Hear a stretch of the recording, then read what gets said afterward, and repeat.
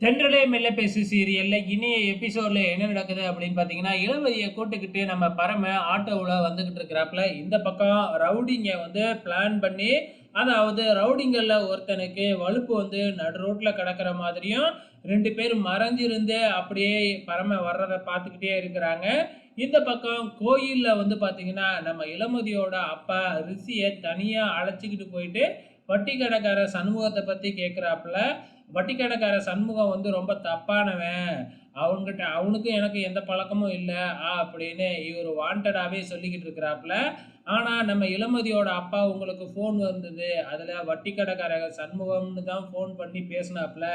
நீங்க அவன் நம்பர கூட பதிவு பண்ணி வச்சிருக்கீங்களே!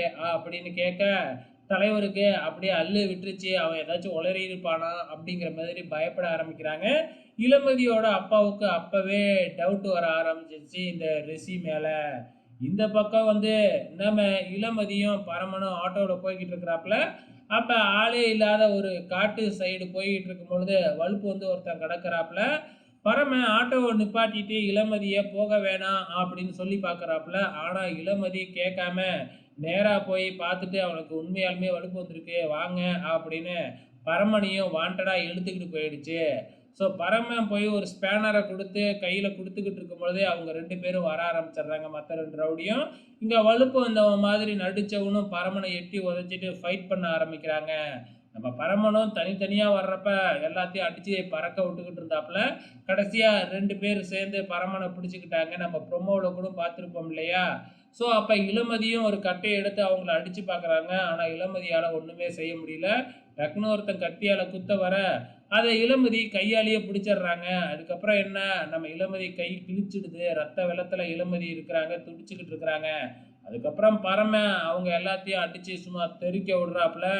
ஓடுறவனுங்க சும்மா ஓடாம பரமனோட ஆட்டோவோட சாவியை வரைய எடுத்துக்கிட்டு போயிடுறாங்க. இந்த பக்கம் பிளட்டு நிறையா போனதுனால இளமதி வந்து அப்படியே மயங்கி விழுந்துடுறாங்க. நம்ம பரம இளமதியை தூக்கிக்கிட்டே அப்படியே ஆஸ்பத்திரிக்கு ஓடுறாப்புல.